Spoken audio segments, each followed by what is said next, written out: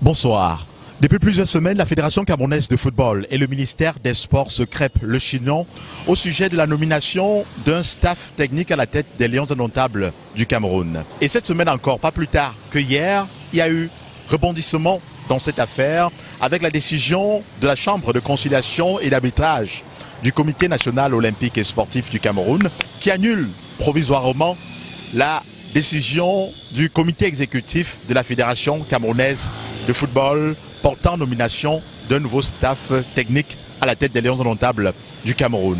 Quelle sera finalement l'issue de cette guerre entre Narcisse Mouel Kombi et Samuel Eto'o-Fils? Echo 237 tente d'avoir des éléments de réponse à cette question auprès de l'homme de la rue qui lui également, à son avis, a donné sur la question au-delà des discours des théoriciens du droit sur les plateaux de télévision et dans les chaînes de radio. Écoutons plutôt. Bonsoir messieurs. Bonsoir. Oui, la Chambre de conciliation et d'arbitrage du Comité national olympique et sportif vient de rendre une décision annulant la nomination du nouveau staff des Lions indomptables du Cameroun nommé par la Fédération camerounaise de football. Vous avez appris cette information. Dites-nous comment, avec quel avenir pour le football camerounais d'après vous? Vraiment, monsieur le journaliste, merci de venir vers moi pour que je vous dise certaines vérités. Un journaliste a dit au Cameroun que les lois sont des loisirs. Un musicien, pardon. Je crois qu'il avait raison. Nous avions plein d'intellectuels là. Je me demande qu'est-ce qu'ils sont allés chercher là-bas, chez les Blancs là. Vous vous imaginez que les Camerounais ont faim, les Camerounais ont soif, les Camerounais ont tous les malheurs, même le kilo de riz on ne peut plus acheter. Le dernier Camerounais vit avec 500 francs CFA. Il ne s'en sort pas. On vit avec la distraction pour nous noyer dans des bêtises. Le football a conçu quel pays? Le Brésil serait le pays le plus riche du monde. Quand on nous laisse l'histoire là, on n'a qu'à suspendre même l'Africa Foot, on s'en fout. Mais quand on essaie de voir pourquoi les Camerounais vivent comme il se doit, le transport pour aller à Yaoundé c'est 5-6 000. Est-ce que c'est normal? On a quoi? On nous distrait. Donc le gouvernement nous distrait. Comme nous sommes bêtes, on s'en prend à Eto'o. Eto'o a galéré à Nobel. Il a réussi dans sa vie. Dieu merci pour lui. Tout ce qui bavardent là, c'est des affamés. Que quand c'est un milliard, vous en prenez à lui. Le ministre milliardaire, c'est un fonctionnaire, vous en prenez à lui. C'est une distraction politico-politique, comme on dit là, pour nous tromper. Parce qu'au Cameroun, ne réfléchit pas. Parce que quand vous finissez de parler d'Eto'o là, parce que telle élite de tel vient vous a donné 2000 francs, vous insultez Eto'o. Entre-temps, il a une limousine de 300 millions. Il a conçu une maison qui n'a pas de nom. Vous misérez. Qu'on enlève l'histoire de l'Afrique. On s'en fout du foot là. Qu'on arrange le quotidien du Camerounais. Pour la décision du TAS, le TAS a raison. Parce que le ministère avait déjà nommé le staff technique des Lions. Nous tous on sait que la décision vient d'en haut. Donc on ne peut pas faire que le président de la République prend une décision. Toi, parce que tu es le président de la fédération, tu es contre cette décision. Donc le TAS a fait le travail qu'il fallait faire.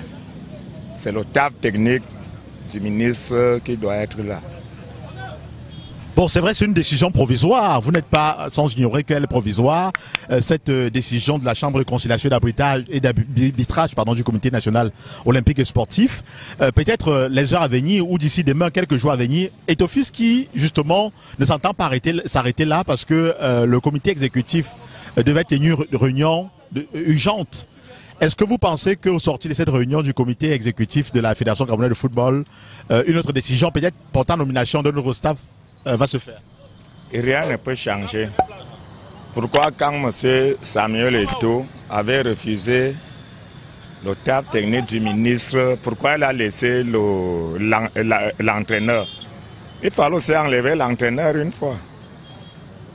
Il n'y a pas deux États dans un pays. En 2008, on avait eu le même problème. Là, le président de la fédération avait refusé de signer à la place de l'entraîneur.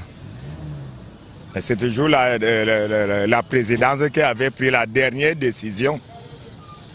Comme vous ne voulez pas, moi j'envoie tel ou tel entraîneur. Et c'est la même chose. Pourquoi Eto'o n'a pas enlevé l'entraîneur l'autre jour?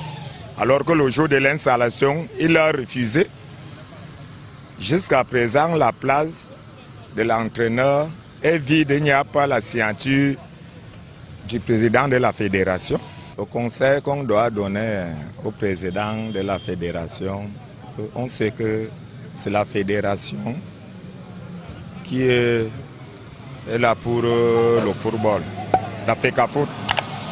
Mais le ministre est son patron, est au-dessus de lui. Lui-même, il avait parlé pour le problème de Rigobert Song. Il nous avait dit que c'est la présidence qui avait pris la dernière décision. Et pourquoi cette fois-ci? Nous tous, on se souvient du discours du 10 février, quand le président de la République avait parlé à faire de l'équipe nationale. Il a parlé, il a dit que pour le moment, lui qui donne les trop instructions au ministre, c'est le travail que le ministre a fait.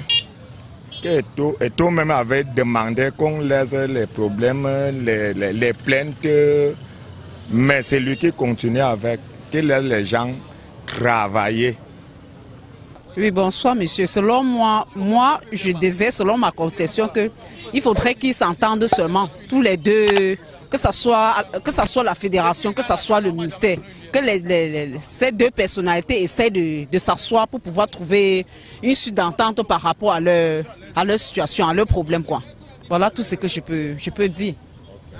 En fait, moi je pense que le ministère devait s'associer en termes décisionnels avec le président de la FECAFOOT, devrait travailler ensemble en étroite collaboration pour ne pas plonger le football dans une autre guerre. Parce que le football a subi déjà plusieurs guerres que nous connaissons, bon, de manière officielle ou officieuse. Donc nous pensons que pour que nous Camerounais qui sommes en bas et ceux qui sont en haut, on peut le dire comme ça, et soyons en harmonie. D'ailleurs que nous aimons trop notre football, parce que c'est actuellement, on peut dire, la seule chose qui nous réunit, divers horizons, quelles qu'en soient des tribus, mais quand on parle du football, on parle du Camerounais. Et nous pensons que c'est l'entente entre les deux parties, on peut le dire, c'est-à-dire le gouvernement et tout le ministère des Sports et le président de la FECAFOOT, c'est-à-dire avec son staff, devrait s'entendre pour qu'il continue d'ailleurs mettre le Camerounais en joie. Parce que nous n'avons pas tellement besoin de plus que ça. Et on regarde la tournure des événements. Lorsque la Chambre de conciliation et d'arbitrage justement prend cette décision provisoire, et Etofis l'a dit, d'ailleurs à travers son secrétaire général, le secrétaire général de la Fédération camerounaise de football, que la fédération pourrait porter cette affaire devant la FIFA. Et on sait quelles sont les conséquences que la FECAFOOT va endurer ou alors que le Cameroun va subir si jamais la FIFA prenait une décision, ce serait certainement la suspension du Cameroun. Effectivement, sans toutefois avoir une partie ou une autre partie, d'être d'un côté, en tant que Camerounais, je pense qu'il doit être des deux côtés. Et nous devons laisser, quand nous remettons le travail à quelqu'un, je pense que quelqu'un qui maîtrise son domaine, nous devons lui laisser travailler librement. Parce que Etofis n'est pas quelqu'un qui est, comme il a fait peut-être de l'agriculture, on lui met peut-être dans un autre domaine. Il a fait ce domaine, il est allé, par la grâce de Dieu, plus haut, représenter le Cameroun fièrement. Dans ce, par exemple, ici à Douala, tu ne pouvais pas parler mal d'Etofis parce que, à l'époque, quand je connais, tu parlais mal, c'est la gifle qui pouvait te ramasser parce qu'il a donné le meilleur de lui-même. Je ne pense pas que c'était important qu'on se mêle. Certaines se mêlent de ce qu'ils ne connaissent pas. Mieux qu'on le laisse travailler et ce que nous avons comme énergie, nous pouvons lui donner pour qu'il aille plus loin. Merci beaucoup de me donner l'opportunité de m'exprimer par rapport à l'actualité sportive de mon pays. Ce qu'il veut dire ici, c'est que nos dirigeants veulent juste le chaos dans notre pays en ce qui concerne notre football. Ils savent pertinemment qu'ils ont donné, il y a quelqu'un à la tête de la fédération qui a des capacités de gérer la fédération, mais comme il a verrouillé le système, tous maintenant sont contre lui, donc je vais dire quoi, c'est un contre tous. Donc en ce qui concerne l'actualité du football, je vais dire que s'ils ne reviennent pas le plus tôt possible à la raison, ça serait un cas pour notre football. Et ça serait vraiment déplorant pour notre football. Est-ce que vous pensez que Eto'o va porter l'affaire au niveau de la FIFA, comme il a menacé de le dire en fait, une fois que la décision est sortie, puisqu'il parle de manipulation, des autorités qui seraient justement tapées dans l'ombre en train de manipuler, de tirer les ficelles. Est-ce que Eto'o serait prêt à aller jusqu'à devant la FIFA avec cette affaire et à en assumer les conséquences, puisque si ça arrive au niveau de la FIFA, on risque une suspension du Cameroun? Je pense que Samuel Eto'o, c'est un garçon qui est très intelligent. Si jusqu'ici, il s'égare de faire tout ce qu'il veut faire, c'est parce qu'il est intelligent. C'est parce qu'il veut donner la possibilité à ces détracteurs, je vais dire ça ainsi, qui ne veulent pas de lui à cette fédération. Si jusqu'à aujourd'hui, il est toujours comme il est là, c'est parce que je pense qu'il est très intelligent. Et le moment arrivé, certainement il ira à la FIFA. Et comme il est intelligent, il nous avait dit qu'il a les longs bras. Donc il sait ce qu'il fait et nous avons confiance en lui. Mais est-ce que ce serait pas également malin pour Samuel Eto'o fils d'aller vers le ministère, trouver un arrangement pour éviter que cette guerre perdue comme c'est le cas aujourd'hui? Samuel Eto'o fils ne peut pas aller vers le ministère pour chercher un arrangement à l'amiable. Pour la simple raison que la fédération est une unité qui ne dépend pas du gouvernement.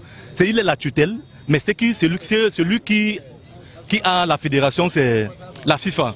Alors, je pense que on ne peut pas... Samuel ne peut pas aller vers le ministère. C'est le ministère qui doit se soumettre. Quand il dit soumettre, ça ne veut pas dire que le ministère doit demander pardon. Mais c'est que le ministère doit faire, le ministère doit faire, doit se soumettre. Profil bas, vous voulez dire? Merci beaucoup. Profil bas. Attendez, le ministère fasse profil bas à la fédération. Oui, pourquoi? Parce que ce n'est pas le ministère qui est censé nommer le staff technique. Selon les textes de la FECAFOOT, ce n'est pas le ministère, c'est la fédération. Rappelons à l'attention de nos téléspectateurs que dans cette bataille de positionnement, certains Camerounais payent déjà les frais de leur prise de position. Il y en a qui sont insultés, copieusement insultés et même menacés de mort sur les réseaux sociaux et même physiquement parce qu'ils ont pris position dans cette affaire. Mesdames, Messieurs, espérons bien que la Fédération camerounaise de football et le ministère des Sports trouveront de manière consensuelle une solution pour pouvoir mettre un terme à cette bataille qu'on pourrait qualifier de bataille de chiffonnier. Je suis Thierry Kouyaté, journaliste et reporter d'Images pour le compte d'Echo 237. J'espère que vous avez pris du plaisir à écouter les réactions des uns et des autres rencontrés dans les rues de la capitale économique où nous nous trouvons. Retrouvons-nous très prochainement. À bientôt.